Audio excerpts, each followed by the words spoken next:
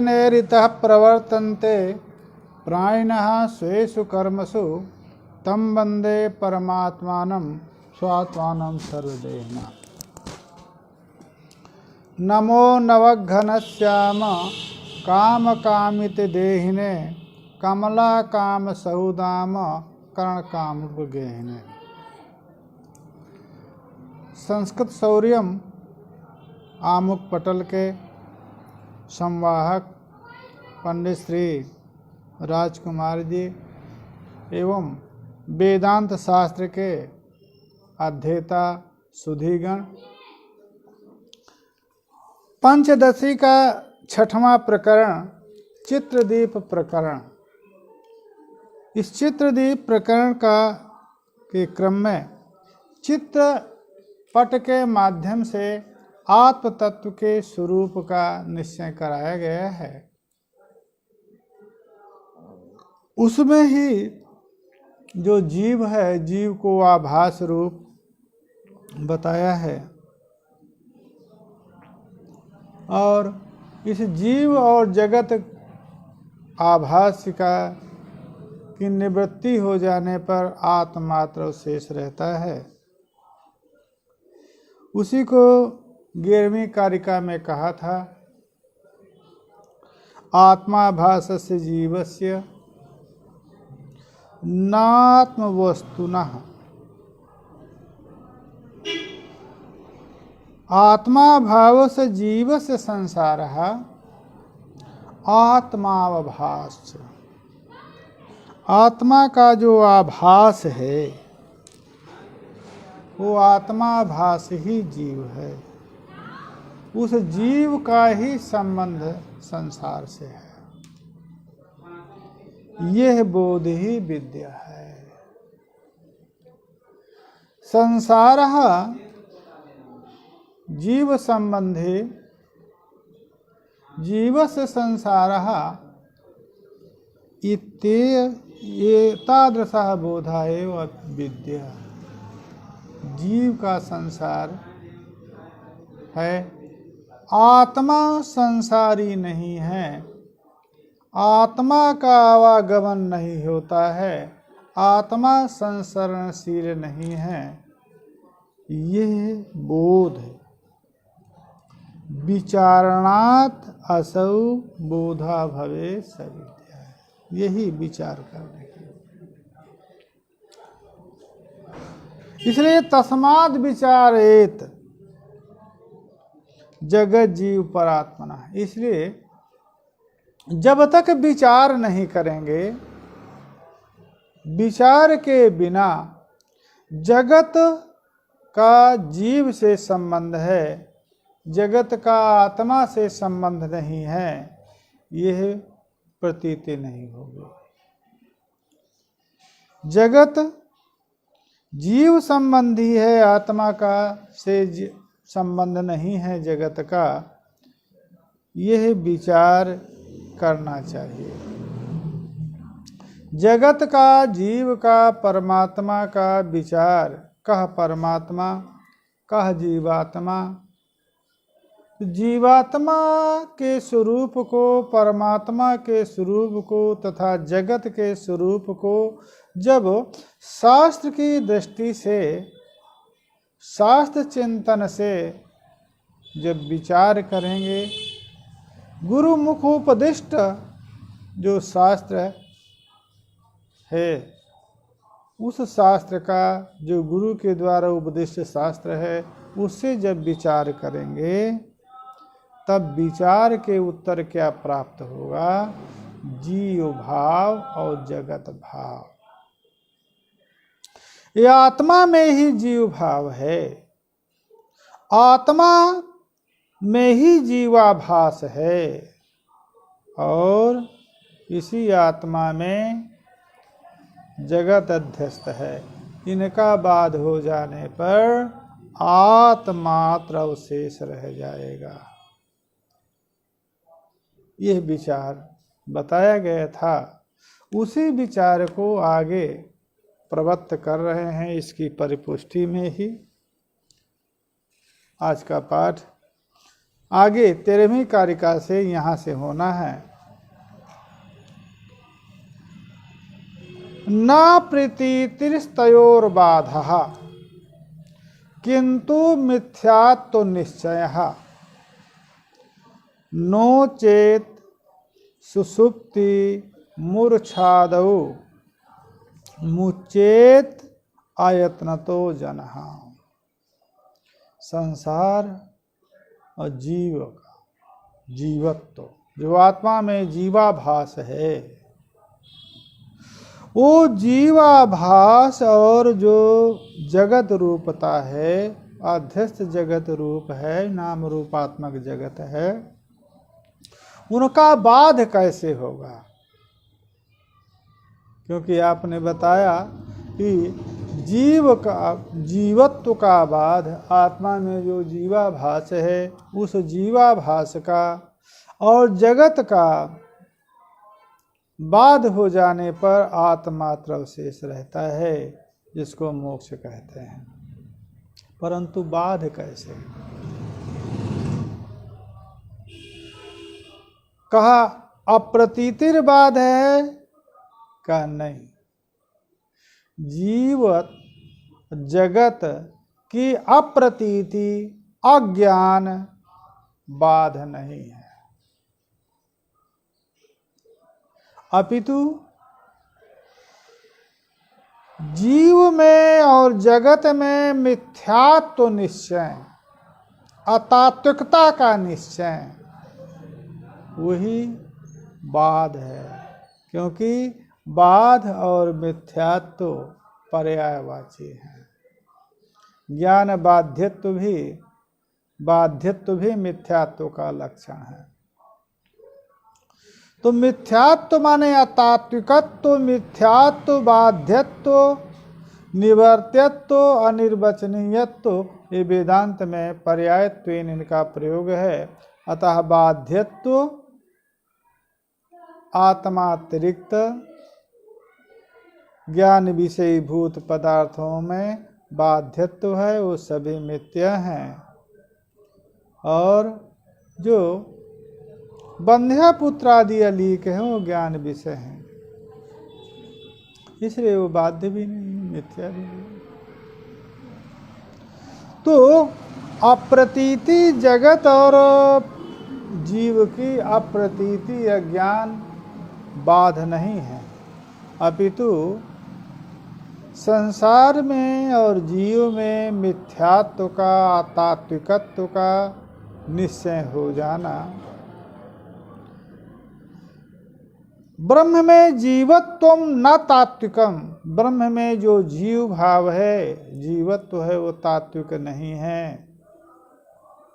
कर्तृत्व भोक्तृत्वादि जो प्रतीत है वो तात्विक ब्रह्म का नहीं है, अपितु अद्वय चिद्रूपता ही तात्विक है। ये जीवत्व का बात। ये जो प्रतीयमान जगत है, दो प्रकार के जगत की यहाँ पर वर्णित है। एक ब्रह्म प्रमा अतिरिक्त प्रमा से बाद प्रतिभास काल पर्यंत प्रतीयमान सुक्ति रजतादि प्रातिभाषिक पदार्थ है, और दूसरा ब्रह्म प्रमा अतिरिक्त प्रमा से अबाधित और व्यवहार अर्ह, वो व्यवहारिक प्रपंच है। ये दोनों बाधित हैं। प्रातिभाषिक ब्रह्म प्रमातिरिक्त सुक्ति आदि विषय प्रमा से बाधित है, और जो व्यवहारिक है वो ब्रह्म प्रमा से बाधित है। दोनों बाधित हैं, अतः मिथ्या है। यदि प्रपंच का अज्ञान ही बाध हो तो सुषुप्ति में किसी भी प्रपंच की प्रतीति नहीं होती है, किसी भी विषय का भान नहीं, न प्रातिभाषिक न व्यवहारिक किसी भी विषय का भान सुषुप्ति में नहीं होता। यदि अज्ञान ही, विषय का अज्ञान ही बाध है तो सुषुप्ति में ही मुक्ति हो जाएगी। क्यों? क्योंकि प्रपंच का बाध मुक्ति है। सुषुप्ति में प्रपंच की प्रतीति होती नहीं है, मूर्छा में प्रतीति होती नहीं है।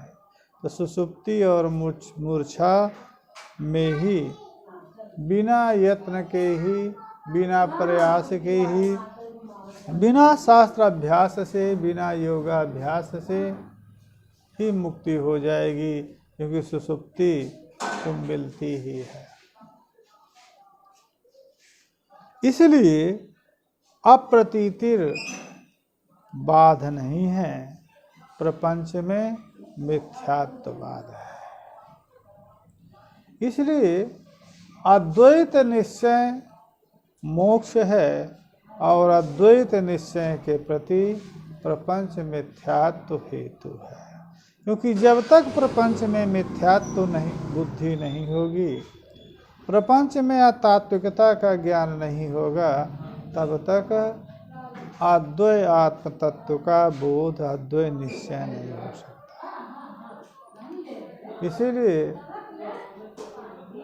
अद्वैत सिद्धे द्वैत मिथ्यात्व पूर्वकत्वात् पूर्वं द्वैत मिथ्यात्वम वर्णनीयम, यह अद्वैत सिद्धि ग्रंथ है। अद्वैत का निश्चय द्वैत मिथ्यात्व पूर्वक ही हो सकता है, अतः द्वैत मिथ्यात्व ही पूर्व में प्रतिपादनीय है। द्वैत में मिथ्यात्व निश्चय हो जाने पर अद्वैत का निश्चय हो जाता है। परमात्मा वशेषोपि तत्सत्यत्व विनिश्चयः ना जगत विस्मृति नो चे जीवन मुक्तिर ना संभवेत। दूसरी बात, परमात्मा अवशेष जो मोक्ष है, वो परमात्मा अवशेष मोक्ष का तात्पर्य क्या है? तत्व सत्यत्व निश्चय। परमात्मा एव तात्विकः त्रिकालाबाद सत्ताकः नित्यः शाश्वतः। सत्यत्व विनिश्चय, परमात्मा का सत्यत्व विनिश्चय, परमात्मा अतिरिक्त तात्विकता सत्यत्व अन्य का नहीं है, केवल यही विनिश्चय ही परमात्मा अवशेष है, जिसको मोक्ष भी कहा गया है। जगत विस्मृतिर ना, इतने से मत समझ लेना कि परमात्मा अवशेषता का अर्थ हुआ कि जगत नहीं रहा, जगत की विस्मृति हो जाना नहीं। जगत की विस्मृति यदि आप परमात्मा अवशेषता को मानेंगे तो जीवन मुक्ति कहाँ से होगी? जीवन मुक्ति का तात्पर्य है कि प्रारब्ध अवशेषावस्था में अभी जीवन जिसका अवशेष है, उस काल में जिस व्यक्ति को आत्मा का निश्चय हो गया, आत्मा के तात्विकता का निश्चय हो गया, अनाथ पदार्थ प्रपंच की तात्विकता का निश्चय हो गया, वो मुक्त हो गया। और जब तक उसका प्रारब्ध है, तब तक प्रारब्ध काल पर्यंत उसका जीवन है, वो जीवन मुक्ति है। अब यदि उस जीवन मुक्त जो व्यक्ति है, जो प्रमाता है, जो साधक है जीवन मुक्त, वो जो बद्ध पुरुष के समान ही उसका भी व्यवहार होता है, जगत संबंधी व्यवहार। क्योंकि क्षुधा होगी तो भोजन करेगा, प्यास होगी तो जल पिएगा, जल ही पिएगा, भोजन ही खाएगा, अर्थात भेद बुद्धि है। यदि संसार जीवन मुक्त की भेद बुद्धि नष्ट हो जाए, तो पूर्व में ये कहा था कि वो कुत्ता में उसमें कोई भेद ज्ञान विशेषता नहीं रह जाएगी अशुचि भक्षण। इसलिए भेद बुद्धि उसको व्यवहार काल में भेद बुद्धि रहती है, वो भेद बुद्धि और व्यवहार और जगत को अतात्विक समझ करके व्यवहार करता है। ये अंतर है। एक अज्ञानी है जो व्यवहार का जगत व्यवहार का संपादन व्यवहार को तात्विक जगत को तात्विक समझ कर करता है, और वही जिसको आत्मा का निश्चय हो गया है, आत्मा तात्विक है, आत्मा अतिरिक्त प्रपंच तात्विक नहीं है, ये ज्ञान जिसको हो गया है वो उसका व्यवहार अतात्विक को समझ करके अतात्विक जगत को अतात्विक समझ करके व्यवहार करता है, और अज्ञानी अतात्विक जगत को तात्विक मान करके व्यवहार करता है। इतना ही दोनों में अंतर है। परंतु जो ब्रह्मज्ञानी है, जीवन मुक्त है, वो उसका व्यवहार नहीं होता ऐसी बात नहीं है, व्यवहार का संपादन वो भी करता है। अंतर इतना ही है कि वो व्यवहार को अतात्विक समझ करके जगत को अतात्विक समझ करके व्यवहार करता है, और एक तात्विक समझ करके व्यवहार करता है, यही अंतर है। इसलिए परमात्मा अवशेष परमात्मा का सत्यत्व निश्चय है, और परमात्मा अतिरिक्त जीव भाव जगत भाव की अतात्विकता का निश्चय है, यही परमात्मा अवशेष है। अन्यथा जगत विस्मृति को आप मानेंगे तो जीवन मुक्ति नहीं होगी। जीवन मुक्ति, क्योंकि जीवन मुक्त जगत संबंधी व्यवहार का संपादन करता है। परोक्ष च अपरोक्षेति विद्या द्वेधा विचारजा तत् अपरोक्ष विद्याप्तौ विचारोऽयं समाप्यते। कहा दो प्रकार की विद्याएं हैं, एक परोक्ष विद्या है और एक अपरोक्ष विद्या है। आत्मा का परोक्ष ज्ञान, आत्मा का अपरोक्ष ज्ञान, दो प्रकार का। ये दोनों ज्ञान विचार से उत्पन्न होने वाले हैं। शास्त्र के विचार से, गुरुमुख श्रुत वेदांत आदि उपदेशों से, उनका श्रवण के बाद मनन निधिध्यासन आदि के द्वारा ये परोक्ष विद्या और अपरोक्ष विद्या दोनों प्राप्त होते हैं।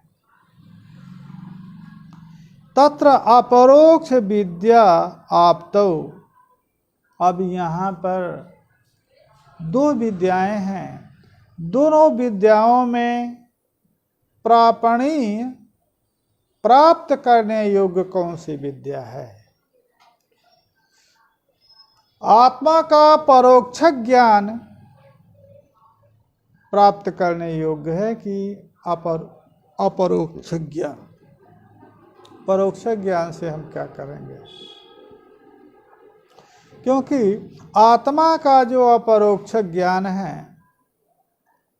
वो अपरोक्ष ज्ञान यदि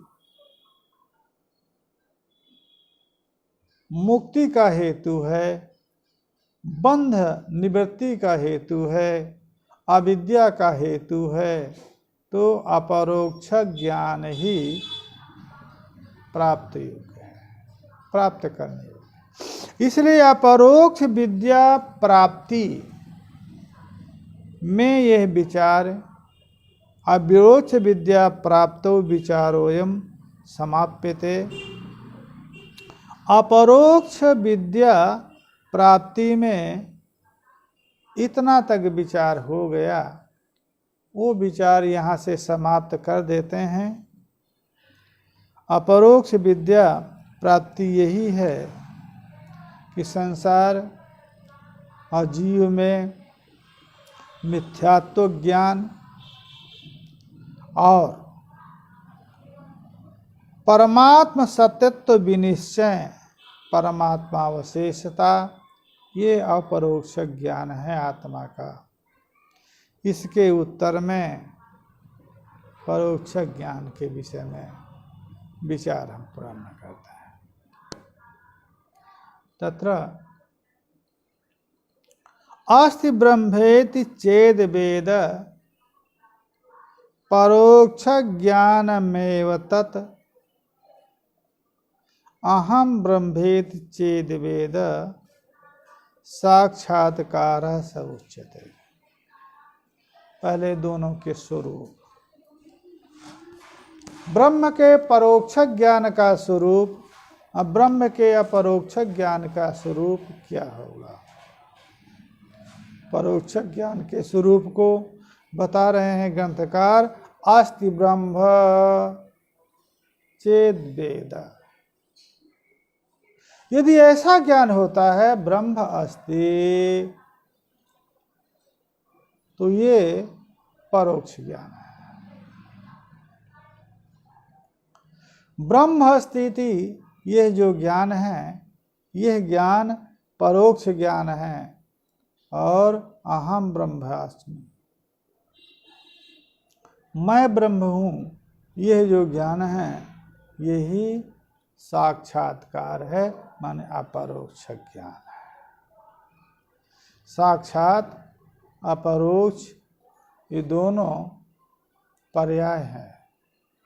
प्रत्यक्ष कहें, अपरोक्ष कहें, साक्षात्कार कहें, तो ये साक्षात्कार यही है, उसी को साक्षात्कार कहते हैं। जब ब्रह्म और जीव में भेद बुद्धि नहीं रह जाती, अपना स्वरूप जो जीव के रूप में कर्ता भोक्ता कर्तृत्व भोक्तृत्व आदि के रूप में जो प्रतीत होता था, जीवत्व तो कर्तृत्व भोक्तृत्व आदि संसार का बाध हो जाने पर वो आत्मात्र अवशेष हो करके अहम ब्रह्म यह जो प्रतीति होती है, उसी का नाम साक्षात्कार है। बोल की यहाँ पर अहम ब्रह्म यह प्रतीति का तात्पर्य है ब्रह्म रूपतापन्नता। अहम ब्रह्मास्मि यह जो वृत्ति है, यह वृत्ति आत्म साक्षात्कार रूप नहीं है, आत्म साक्षात्कार का साधन है। जब तक इस वृत्ति का लय नहीं हो जाता, तब तक अद्वय रूपता नहीं होगी। वो वृत्ति ही अहम ब्रह्मास्मि ये जो वृत्ति है, यही उपाधि हो करके तदुपहित ही चैतन्य रहता है अहम ब्रह्मास्मि इस काल में। अतः वृत्ति वृत्ति से उपहित ही ब्रह्म विषय होता है। जो वृत्ति अहम ब्रह्मास्मि वृत्ति जो शुद्ध ब्रह्म को विषय करती है, वही वृत्ति में जो स्वस्वरूप है, माने वृत्ति का स्वरूप है, वही उपाधितया उसमें भाषित होता है। और जब विषय करती है शुद्ध ब्रह्म को, और विषय करने वाली जो विषयी वृत्ति है, विषयणी वृत्ति है, वही उसकी उपाधि हो जाती है, तो स्वसुपहित को विषय करती है। यद्यपि स्व का ज्ञान नहीं होता, परंतु जिसको ज्ञान करने जा रही है, उसी से वो प्रतिबिंबित हो जाती है वृत्ति। ब्रह्म को अहम ब्रह्मास्मि यह वृत्ति ब्रह्म को विषय करने जा रही है, ब्रह्म को विषय करती है, तो ब्रह्म के सानिध्य में उसी से वो प्रतिबिंबित हो जाती है। अतः प्रतिबिंबाश्रय हो जाती है। अतः उसमें वृत्ति में ब्रह्म स्वोपहित प्रतीत होता है, स्वतः जो है निरुपहित रहता है। अतः वृत्ति दशा में ब्रह्म की स्वोपहितता स्वोपाधिकता विद्यमान है। वृत्ति के लय हो जाने के बाद बिंब रूपता मात्र शेष रह गई। प्रतिबिंब आश्रय जो वृत्ति थी उसका नाश हो गया। अतः वहाँ पर अहम ब्रह्मास्मि, अहम ब्रह्म का तात्पर्य अहम ब्रह्मास्मि नहीं लेना चाहिए, वो वृत्ति रूप अहम ब्रह्मास्मि नहीं लेना चाहिए, अपितु अहम माने जो जीव है वो जीव का ब्रह्म से अभेद रूपता, अहम ब्रह्मैव, ये जो जीव और ब्रह्म की अभेद रूपता है वो है साक्षात्कार, अद्वय रूपता। जीव ब्रह्म अद्वय रूपता साक्षात्कार है, वो वृत्ति के लय होने के उत्तर में ही हो सकता है। तत्साक्षात्कार सिद्ध्यर्थम आत्मतत्त्वं विविच्यते, एनयं सर्वसंसारात् सद्यः एव विमुच्यते। तत्साक्षात्कार, वो जो अद्वय आत्मरूपता साक्षात्कार है। ब्रह्म को साक्षात्कार क्यों कहा? साक्षात्कार तो ज्ञान होता है, अद्वय आत्मरूप को साक्षात कहा। वो अद्वय आत्मा को साक्षात्कार पद से श्रुति ही कहती है, यद साक्षात अपरोक्षात ब्रह्म। तो साक्षात अपरोक्ष रूपता ब्रह्म की श्रुति ने प्रतिपादित किया है, अतः वो अद्वय रूप ब्रह्म को साक्षात्कार पद से कहा जाता है। वहाँ पर ब्रह्म साक्षात्कार का अर्थ ब्रह्म विषयक साक्षात्कार नहीं है, अभी तो ब्रह्म एव साक्षात्कार, ये अर्थ है ब्रह्म विषयक साक्षात्कार। अतः तत्साक्षात्कार सिद्ध्यर्थम, उस साक्षात्कार सिद्धि के लिए, सिद्धि का अर्थ निश्चय है, निष्पत्ति नहीं। उस साक्षात्कार की सिद्धि, क्या सिद्धि? आत्मातिरिक्त प्रपंच मिथ्यात्व निश्चय, वही सिद्धि है। आत्मतत्व विविच्यते, आत्म तत्व का विवेक जब हम करेंगे तब आत्मातिरिक्त जो जगत और संसार है उसमें मिथ्यात्व का निश्चय हो जाएगा। मिथ्यात्व का निश्चय ही अद्वय साक्षात्कार का हेतु है। इसलिए आत्म तत्व का विवेक पूर्व में करना होगा। आत्म तत्व का विवेक हो जाएगा तो अनात्म तत्व जिसमें मिथ्यात्व का निश्चय करना है, तो आत्मा से विविक्त अनाहत पदार्थ वो मिथ्या है, ये हम सिद्ध करेंगे। एनयम संसारात, जिससे इस सर्व संसार का तात्पर्य जो प्रतीयमान संसार है, वो सर्व संसार माने अनेक प्रकार के संसार रूपता है। संसार देह भी है, संसार इंद्री भी है, संसार इंद्री देह इंद्री सन्निघात संघात भी है, संसार विषय भी है, संसार भोग भी है, संसार भोग साधन भी हैं। इसलिए अनेक भोक्ति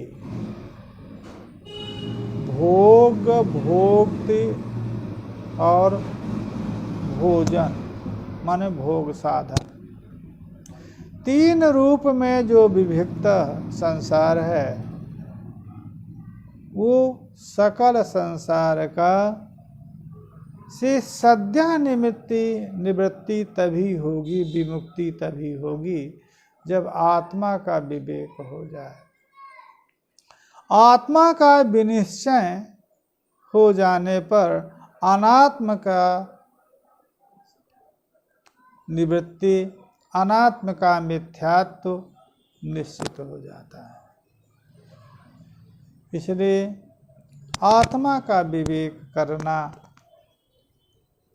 आवश्यक है इस संसार से निवृत्ति के लिए।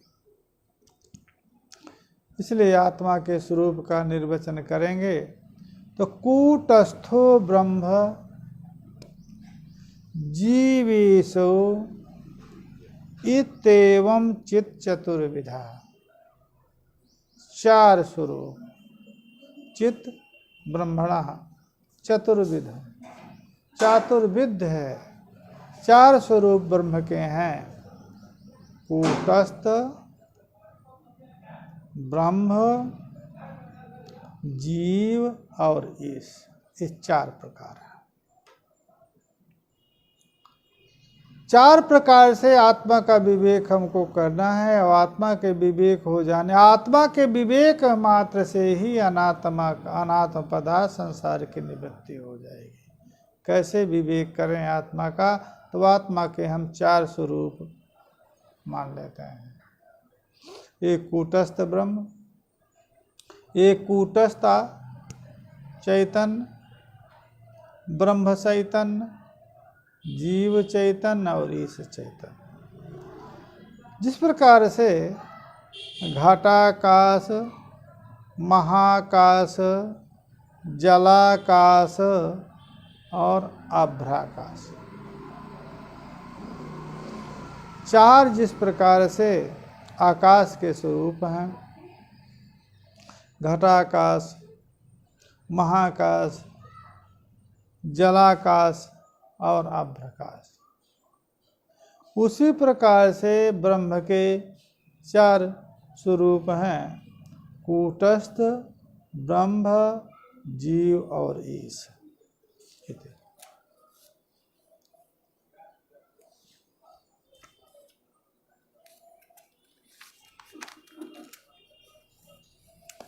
अब सबसे पहले जो दृष्टांत है, घटाकाश, महाकाश, जलाकाश, अभ्राकाश, शांत भूत जो आकाश के चार भेद हैं उनका निरूपण कर रहे हैं। घटावच्छिन्न खे नीरम यत् तत् प्रतिबिंबितः साभ्यनक्षत्राकाशो जलाकाश उदीर्यते। घट से अवच्छिन्न घड़ा है, वो घट से अवच्छिन्न आकाश है। उस आकाश में नीरम, उस आकाश में माने घड़ा में आकाश विद्यमान है, उसमें जल भरा तो जो नीर है, और वो जो नीर है उस नीर में जो प्रतिबिंबित है साभ्र नक्षत्र, मेघ के सहित, अभ्र माने मेघ और नक्षत्र आदि के सहित जिस आकाश का प्रतिबिंब होता है। क्योंकि अब आकाश की स्थिति, एक घट है, घट से अवच्छिन्न आकाश है। दूसरा, उसमें जो जल है, उस जल में प्रतिबिंब आकाश का पड़ता है। किस आकाश का प्रतिबिंब है? तो नक्षत्रों और मेघों के सहित जो आकाश है उसका प्रतिबिंब पड़ता है। सब नक्षत्र आकाश, उस आकाश को जलाकाश कहेंगे। जो साब नक्षत्र आकाश जलाकाश उसे से। अब चलिए, तो एक घट से अवच्छिन्न आकाश हो गया और एक जल है, वो जल से अवच्छिन्न भी आकाश हो गया, जलाकाश। और उसमें जलाकाश में जो साभ्य नक्षत्र का प्रतिबिंब पड़ रहा है, वो जो है वो क्या हुआ? साभ्य नक्षत्र। उसी आकाश का नाम जलाकाश अभ्रगे, आकाश अभ्रगे यथा। जलाकाश है, महाकाश और जलाकाश दो हो गए, एक आकाश। एक आकाश घट से अवच्छिन्न हुआ, घट में जो नीर है, उस नीर में जो साब नक्षत्र आकाश का प्रतिबिंब है, वो जलाकाश हुआ।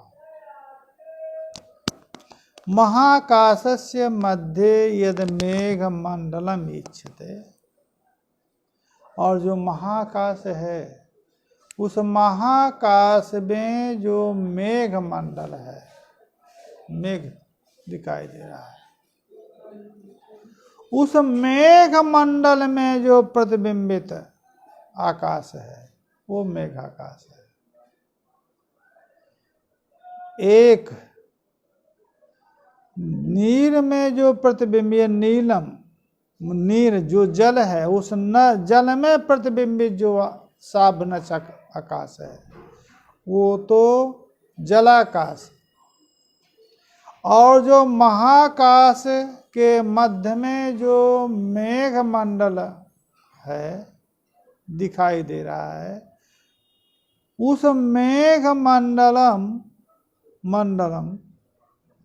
प्रतिबिंबतया, उस मेघ मंडल में जो प्रतिबिंबित हो रहा है, आकाश का प्रतिबिंबन जो मेघ मंडल में हो रहा है, वो मेघाकाश। वो मेघाकाश भी जल में स्थित है। जो महाकाश मध्य मेघ मंडल है, वो मेघ, तो प्रतिबिंबतया वो भी प्रतिबिंबित उसी में है। अतः वो उसका जो प्रतिबिंबन हो रहा है, वो प्रतिबिंबन जो है जल में ही है, वो है आपका मेघाकाश। तो घटाकाश, घट से अवच्छिन्न होने के कारण वो घटाकाश है, उसमें जल परिपूर्ण है, और उस जल परिपूर्ण में साभ नक्षत्र जो आकाश है, उस जल में जो अभ्र माने मेघादि के सहित जो आकाश है, उसमें प्रतीत हो रहा है, वो जलाकाश है। और उसमें महामंडल, महाकाश मध्य में जो मेघ मंडल है, उस मेघ मंडल का जो प्रतिबिंबन है, वो प्रतिबिंबन मेघाकाश, वो भी जल में स्थित है। अब मेघांश रूपम उदकम तुषाराकार संस्थितम तत्र ख प्रतिबिंबोयम नीरत्वात् अन्मीयते। अब मेघांश रूपम उदकम तुषाराकार संस्थितम तत्र ख प्रतिबिंबोयम नीरत्वात्। अब जो मेघांश रूप उदक है, जो महाकाश मंडल में मेघ है, मेघ में धूम ज्योति और सलिल मर्द बात है, तो मेघांश रूपम उदकम, मेघांश रूप जो उदक है तुषाराकार संस्थितम, उसमें आकाश का प्रतिबिंब स्वीकार करना होगा। क्यों? नीरत्वात्, जो नीर है मेघस्थ जलस्य प्रत्यक्षेन अनुपलम्ब, मेघस्थ जल प्रत्यक्ष अनुपलम्ब है, तो उस मेघांश रूप उदक को कैसे जानेंगे? तुषाराकार में संस्थित, तब उसको ख प्रतिबिंबोयम नीरत्वाद अनुमीयते, अनुमान का कार। और आकाश प्रतिबिंब, आकाश का प्रतिबिंबन मानने पर नीरत्वात्, आकाश प्रतिबिंब को नीरत्वात् मानना पड़ेगा। तो नीरत्व हेतु आकाश के प्रतिबिंबन का साधन है। तो जो जहाँ जहाँ प्रतिबिंबन है वो प्रतिबिंब का की उपाधि आकाश ही उषा। मेघस्थ जलस्य प्रत्यक्षेण अनुपलम्भेपि वृष्टि लक्षण कार्य, मेघ में तदुपादानकम सूक्ष्मावस्था अवयव रूपम अस्ति अनुमीयते। तो मेघांश रूपम उदकम तुषाराकार में संस्थित जो है उसको सूक्ष्मावस्था में मानना पड़े। उदकत्वेन लिंगेन प्रतिबिंबत्वम अपि, और उसमें प्रतिबिंबत्व भी स्वीकार करना पड़ेगा। उदकत्व कि जो उदक है वो आकाश प्रतिबिंब उपाधि होता है, अतः प्रतिबिंबत्व भी प्रतिबिंबवत्व माने प्रतिबिंबाश्रयत्व भी उसमें नीरत्वाद हेतुना प्रतिबिंबोस माने प्रतिबिंबाश्रयता भी उसमें स्वीकार करना पड़ेगा। तो मेघांश रूप जो उदक है तुषाराकार संस्थित है, वो भी स्वीकार करना पड़ेगा। उदकत्व लिंग, क्योंकि उपादानम उदकम सूक्ष्मावस्थायाम अस्ति, क्योंकि वृष्टि लक्षण कार्य को देख करके अयम मेघः सोदकः वृष्टि जनकत्वात् वृष्टि हेतुत्वात्। तो वृष्टि हेतुत्व जिसमें होगा वो वृष्टि का हेतु जलयुक्त होगा, इसलिए ये अनुमान उसमें किया जा सकता है मेघांश रूपम तुषार संत, और जब उसमें जल रूपता का निश्चय हो गया तब नीरत्वादि हेतु के द्वारा आकाश प्रतिबिंबाशयता का भी निश्चय हो जाएगा। ये चार स्वरूप उसके जलाकाश, आकाश के चार स्वरूप, घटाकाश, जलाकाश, प्रतिबिंबाकाश, महाकाश। दृष्टांत भूत जो चित्त है, चैतन्य है, आत्मा है, उसके चार रूप कैसे? अधिष्ठानतया देहद्वयवच्छिन्न चेतनः कूटवत् निर्विकारेण स्थितः कूटस्थ इत्युच्यते। कूटस्थ आत्मा क्या है? अधिष्ठानतया देहद्वयवच्छिन्न चेतनः, सूक्ष्म देह और स्थूल देह।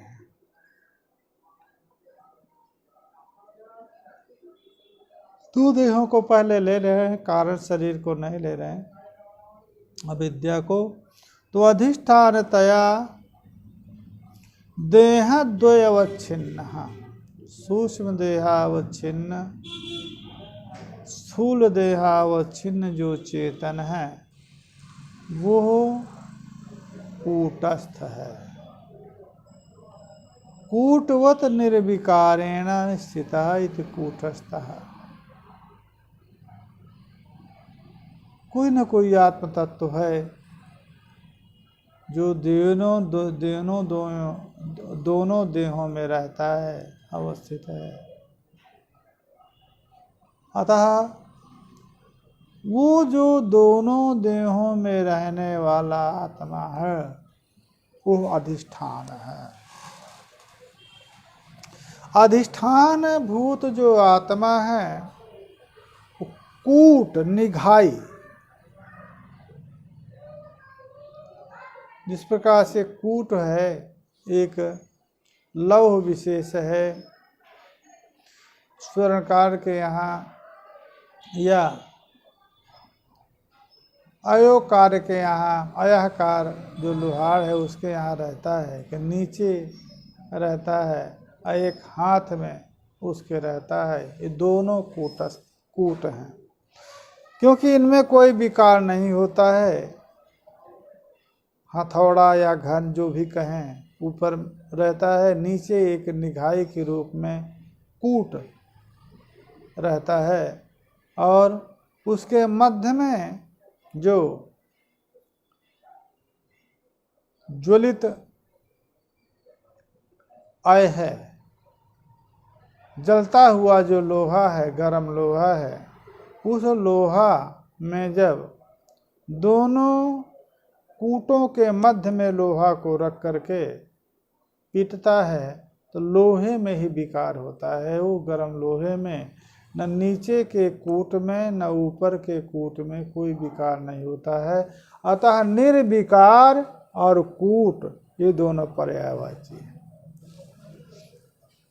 कूट में जिस प्रकार से कोई विकृति नहीं होती, उसी प्रकार से जिसमें विकृति न हो तो कूट इव स्थितः कूटस्थः। कूट के समान जो निर्विकार है, विकृति रहित है, वो कूटस्थ है। वो कौन है? देहद्वयवच्छिन्न, सूक्ष्म देहावच्छिन्न, स्थूल देहावच्छिन्न जो अधिष्ठान भूत जो चैतन्य है, वो कूट के समान निर्विकार होने के कारण ही कूटस्थ कहा जाता है। निर्विकारत्वेन, कूट के समान निर्विकार स्थित है, इसलिए उसको कूटस्थ कहा जाता है। और उस कूटस्थ में कल्पित, वो जो कूटस्थ है देहद्वयावच्छिन्न चैतन्य अधिष्ठान भूत जो कूटस्थ है, उस कूटस्थ में कल्पित जो बुद्धि है, बुद्धि आरोप हुआ, अधिष्ठान है, इसलिए सकल आरोप का आश्रय अधिष्ठान रहता है। तो बुद्धि जो कल्पित है, आरोपित है, उस बुद्धि में जो प्रतिबिंब,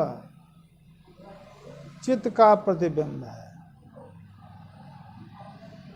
प्राणानाम धारणात् जीवः, वो प्राणों के धारण करने के कारण उसको जीव कहते हैं, और वो ही संसार से उसका योग है। तो कूटस्थ में बुद्धि कल्पित है, बुद्धि माने अंतःकरण, कूटस्थ आत्मा में अंतःकरण कल्पित है, और उसमें जो चित्त का प्रतिबिंब है, चैतन्य का प्रतिबिंब है, उसको जीव कहेंगे। जीव प्राधान्य ये धातु है, जीवति। तो प्राणों का धारण वही करता है, अतः प्राण धारणा जीव, और वो जीव का ही संसार से योग है।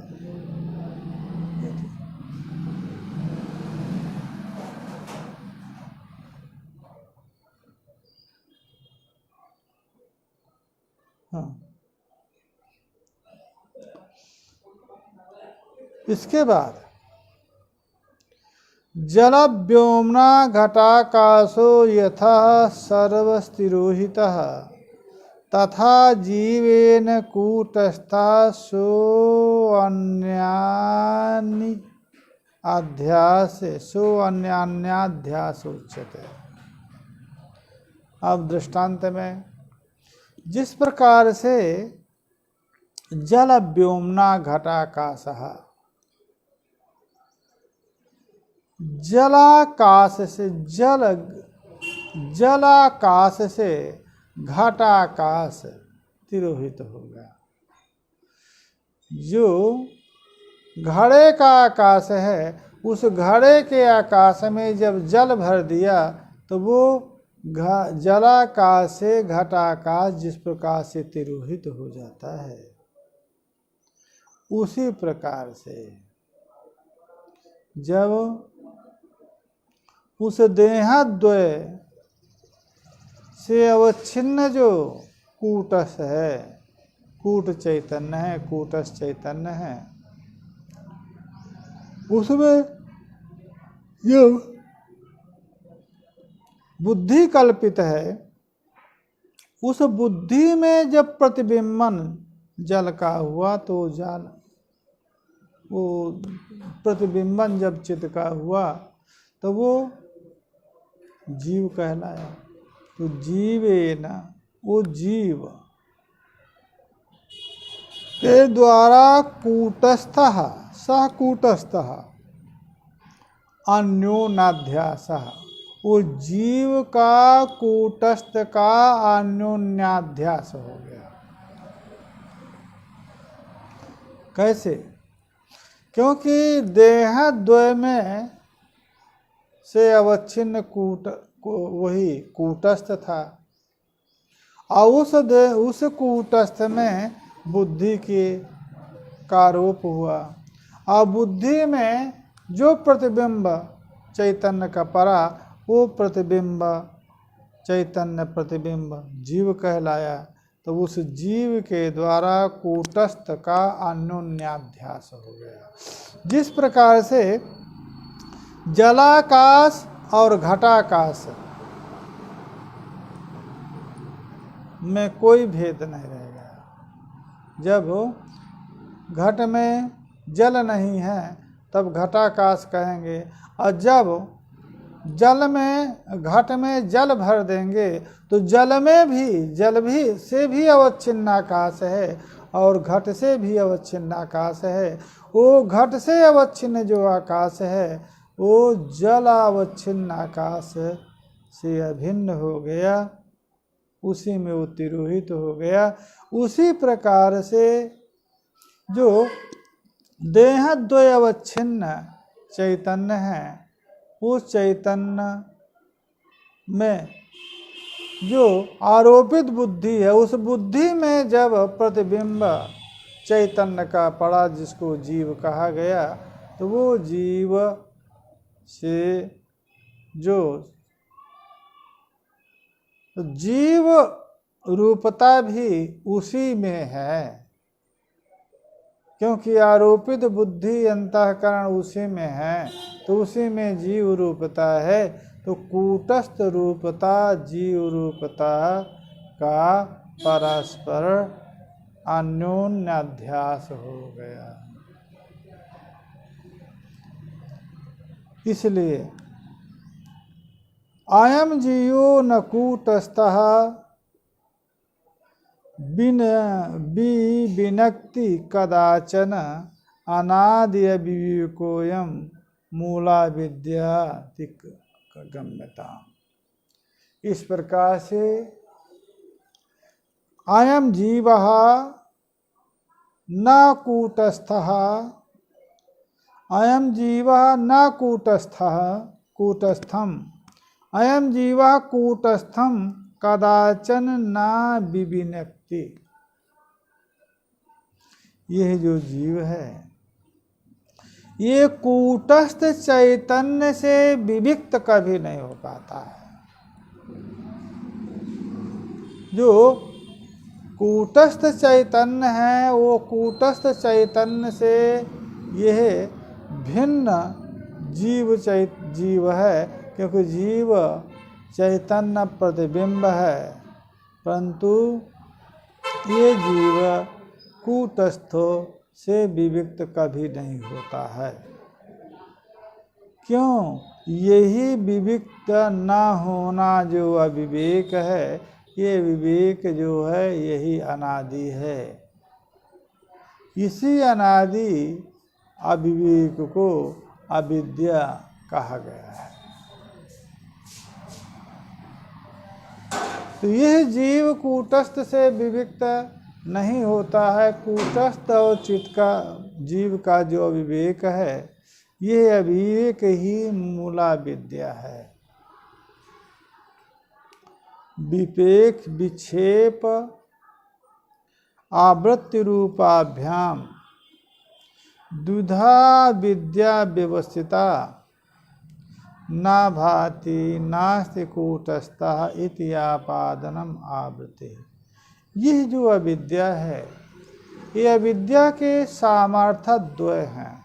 तो दो सामर्थ्य के कारण इसके दो रूप हैं, दो रूप भी कहे जा सकते हैं, विक्षेप है और आवृत्ति है। आवरणोति इति आवृत्ति, चैतन्य के स्वरूप को आवृत करने के कारण उसको आवरण शक्ति है उसमें, और उस आवरण शक्ति से चैतन्य के स्वरूप को आवृत करके और अचैतन्य जगत का प्रदर्शन करा देना, ये विक्षेप है। तो अच्छे विक्षेप आवृत्ति रूपा इस प्रकार से शक्ति द्वय सामर्थ्य द्वय के कारण इस अविद्या को भी विक्षेप और आवृत्ति दो रूप इसको माना जा सकता है। इसमें क्या है? आवृत्ति का पहले स्वरूप क्या है? ना भाति कूटस्थः नास्ति कूटस्थः ना भाति। यह जो आपादन है, ये अविद्या के आवृत्ति शक्ति का, आवरण शक्ति का फल है कि प्रकाशमान जो चित्त है, स्वयं से प्रकाशमान जो चित्त है, उस चित्त को अप्रकाश मानता समझना। चित्त प्रकाशित नहीं होता है। प्रकाश स्वरूप चित्त में अप्रकाशता, सदस्वरूप चित्त में असद रूपता, यही अविद्या के आवरण है। यही अविद्या के आवरण वृत्ति का, आवरणात्मक वृत्ति का फल है, आवरणात्मक परिणाम का फल है। और ना अज्ञानी न भाति नास्ति कूटस्थैति आपादनम आपत्ति। अज्ञानी विदुषा पृष्ठा कूटस्थम न प्रबुद्धते न भाति नास्ति कूटस्था इति बुद्ध्वा वदत्यपि। अज्ञानी विदुषा पृष्ठः, विद्वान यदि अज्ञानी से पूछता है कि कूटस्थ को जाना कि नहीं जाना,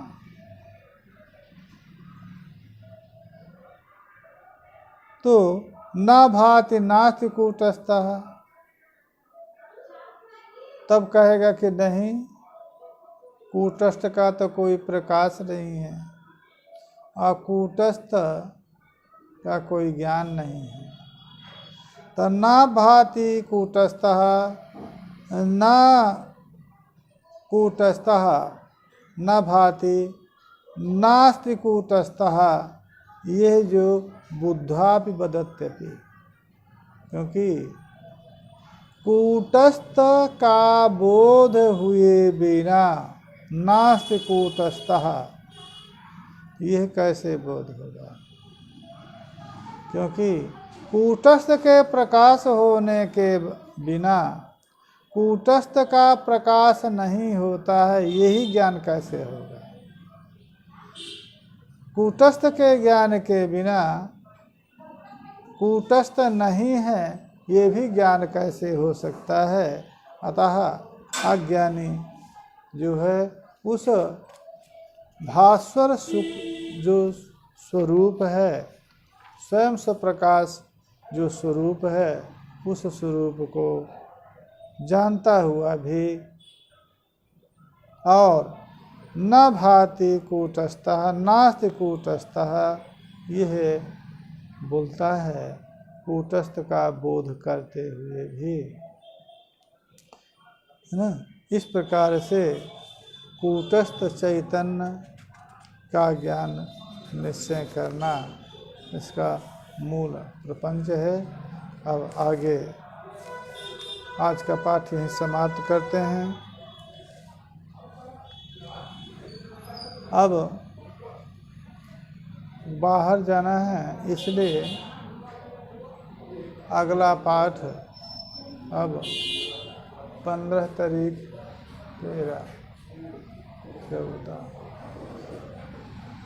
15 तारीख को, आज के दिन ही सोमवार को, ये 15 तारीख को अगला पाठ होगा। तब तक के लिए पाठ बंद रहेगा। हरि ओम तत्सत।